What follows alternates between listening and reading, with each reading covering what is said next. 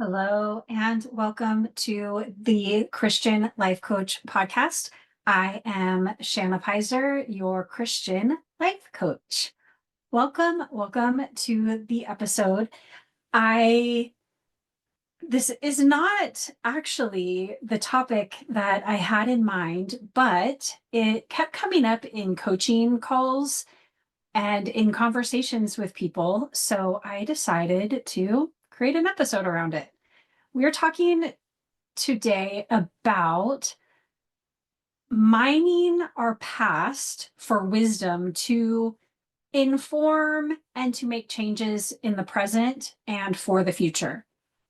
Um, and this is a little bit about revisiting the past, which is not something that we spend a lot of time with in coaching. Coaching is definitely more future forward focused, more like solution focused, forward facing.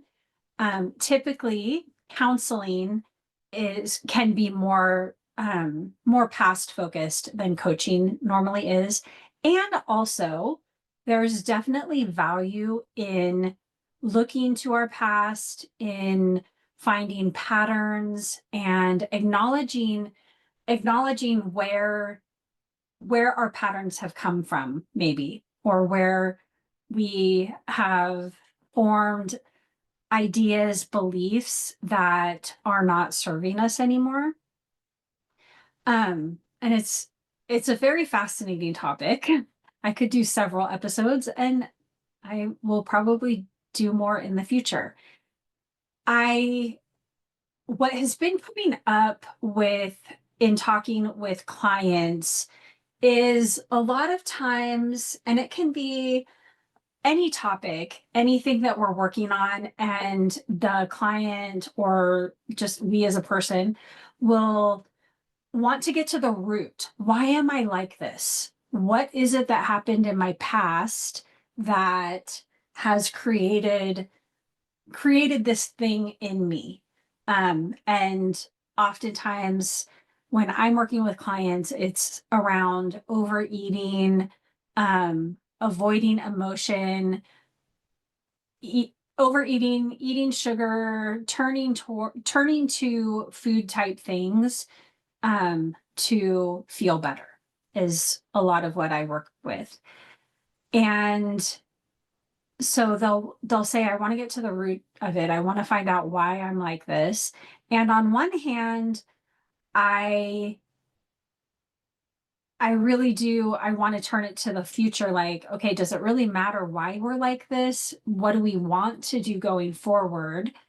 Um, and also there is value in looking back. There's value in going back to the past to figure these things out. And one of the things that can get in our way, can prevent us from going back and looking at the past is that we think that we have to blame somebody for what happened, or we have to shame ourselves for what happened. And so it's kind of the um what have I let's see. It's kind of it's hard to explain a little bit, but so for some people they start talking about their past, and then they like things happened, and then they remind themselves, but my parents, they loved me, they were doing the best that they could with what they had. And that can be 100% true, and most likely is 100% true. And also we had these experiences that shape us, that have an impact on us. And so for me, I like to encourage people to separate those two things. Like, and it can be towards yourself, and that is where we don't want to shame ourselves for what we did or what we didn't do. And we don't want to blame other people for what they did or didn't do. And there are some situations where you absolutely blame people because they, they made very bad choices. But that's not what I'm talking about here. I'm talking about growing up and things that happened to us. Our parents didn't know any better. When we were raising our own kids, we didn't know any better. And so can we look back at those situations and acknowledge my parents did the absolute best they could with what they knew, with the resources they had at the time. They did it all from a place of love. They only had the best of intentions. And also, these things happened, these words were said, and they had an impact on me. And so, can I look at the impact that those things had on me and how they shaped the way that I think, the things that I believe, and the ways that I cope or the ways that I behave now? And can I just acknowledge, oh, that's where that came from? It totally makes sense. If my parents had known better at the time, they could have done better. They didn't. It's fine. I'm not blaming them. This is just what happened. This is the impact that it's had on me. And now what do I want to do with that? Now that I can see the story, how do I want to change that thinking in the present to change how I operate in the future? No shame, no blame. And the same with this is how it can come up for me and a lot of us moms. Mom guilt is real. And can we look back at those times when we did it wrong, when we messed up? Can we look back at those times with like the most compassion for ourselves and know, if I had known better, if I had had these amazing coaching tools at the time, I would have done better. And I did it all, everything that I did back then, I did it with the best of intentions, with the most love in my heart for my kids and my husband and my family. Did I mess up? 100%. Absolutely, I did. And I can't change it. So there's no use in dwelling on it, in ruminating, in shaming myself for it. Can I, as an empathetic witness, look back and think, oh, honey, you were doing the best you could. You had what you had, you knew what you knew at the time, and you did it from a place of love. And can we just allow that to be enough and praise the God of the universe who can redeem our past, who has forgiven us of those sins, forgiven the mistakes that we made, and he can do a good work in our children to redeem the mistakes that we made. He is working all things together for the good of those who love him and are called according to his purpose. Romans 8:28. He is working all of those things, all of those mistakes, all of those shortcomings. He is working them all together for our good. Can we just trust that and acknowledge, yeah, that happened. And now what? How do I want to treat myself about it? How do I want to move forward from it? How do I want to show up and behave in the world? How do I want to speak? And if we can't have compassion for ourselves as young moms or moms of young children, how are we going to have compassion for our daughters and for our daughters-in-law? If we're still holding that time against us now, it's going to be a lot harder to have compassion for them. And maybe in having compassion for them, you can see where you can have more compassion for yourself. So we can hold those two things together at the same time. Yes, I messed up. And I have so much compassion for myself. Yes, these things happen to me. And Do I wish that it had been done differently? Yeah, that would have been great, but that's not the experience that I had.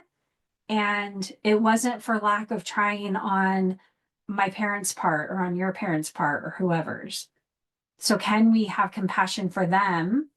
They were doing the best they could. And acknowledge this happened.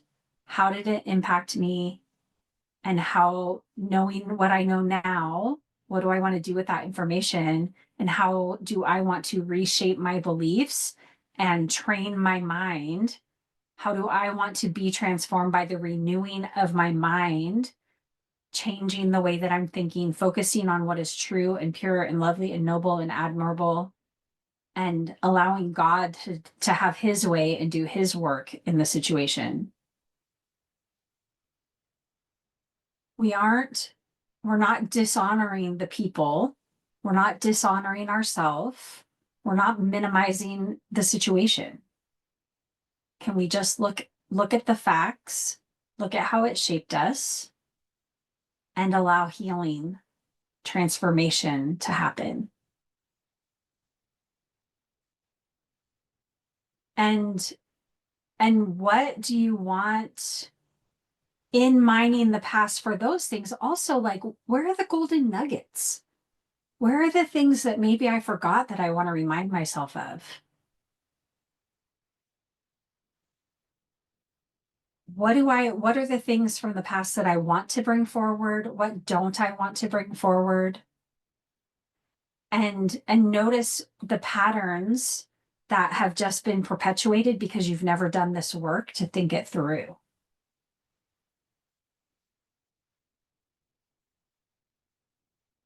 So I encourage you, if there are patterns that you want to change and you have the thoughts, where did this come from?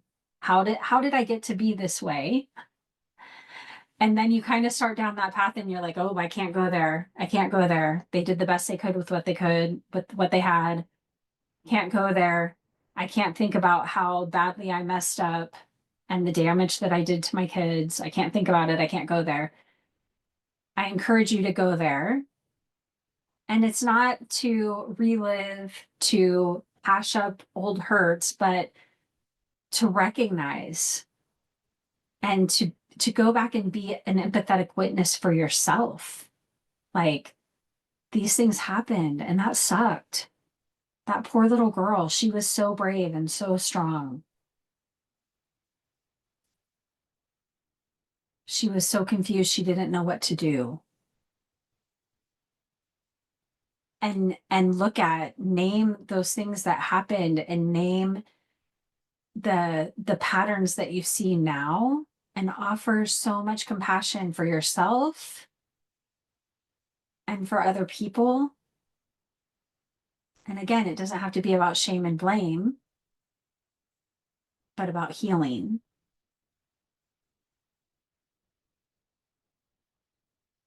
Be transformed by the renewing of your mind.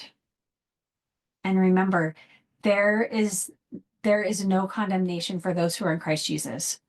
Romans 8:1 says, there is therefore now no condemnation for those who are in Christ Jesus.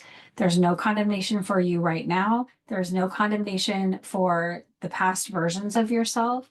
God's not condemning you. Why are you condemning yourself? We can let go of that. We can't heal what we don't acknowledge. We can't change what we don't acknowledge.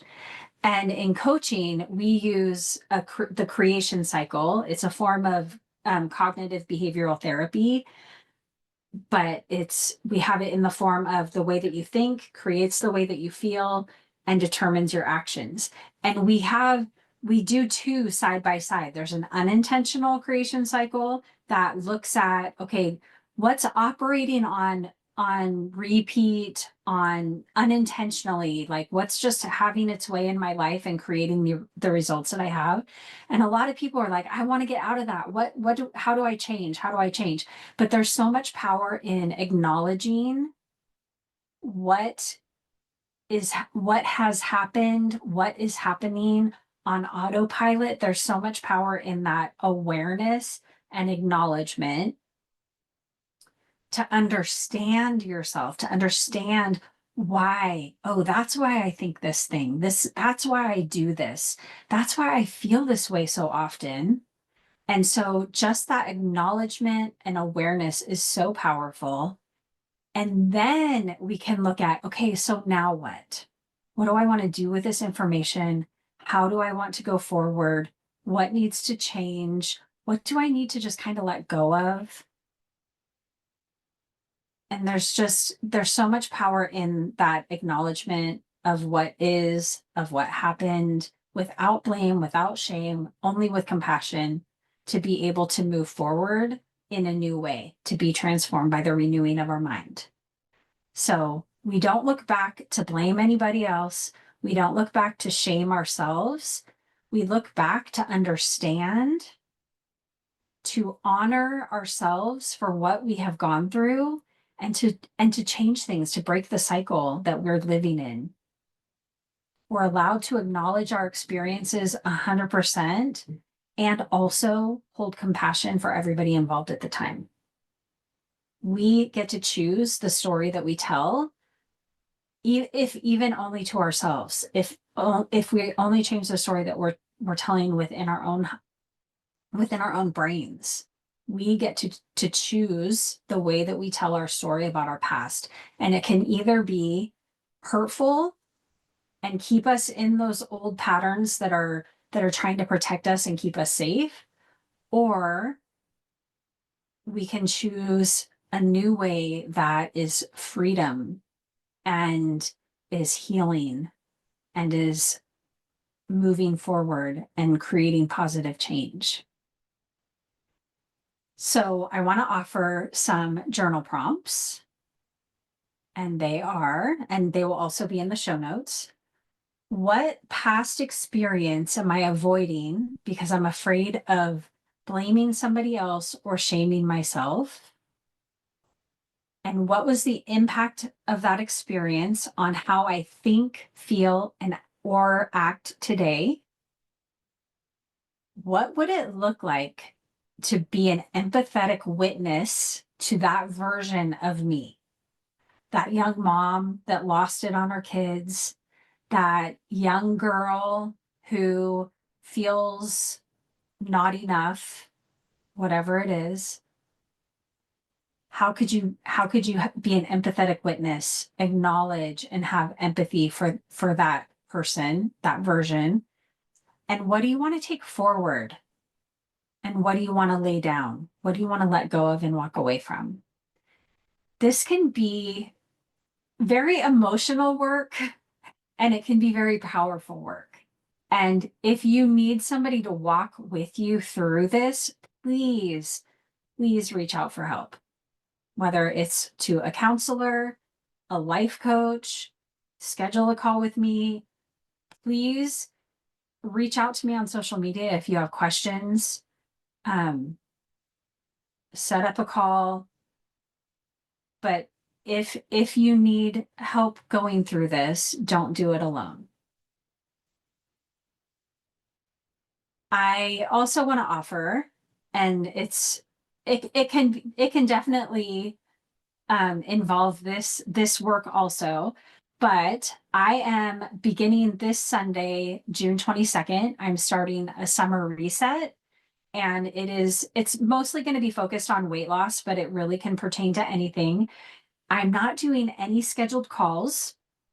It's all going to be, I'm going to send out one video a week with teaching, and it's going to be accountability and encouragement and teaching, and that you can access anytime. So it's low level commitment, and it has a pretty low price tag of $197 for the 6 weeks to get basically as much support as you want, short of getting on one-on-one Zoom calls with me. I'm super excited about it, and I think it's going to help me to stay on track as I'm traveling. And also, it's the middle of the year, and we all have big goals at the beginning of the year. Where are you in relationship to those goals? And could you use a reset right about now? I don't know about you, but I definitely can. And it's going to be really helpful to me and to anybody that signs up and joins with me to do that work. Thank you so much for being here. I value you. I appreciate you. I would love it if you would rate, review, like, share, comment, whatever it is where you're listening or watching. I would love to hear from you. Subscribe to my YouTube channel, subscribe on Spotify, follow. I think on Apple it's you follow podcasts. And I would love to hear from you. Remember, life coaching is life changing, one renewed thought at a time.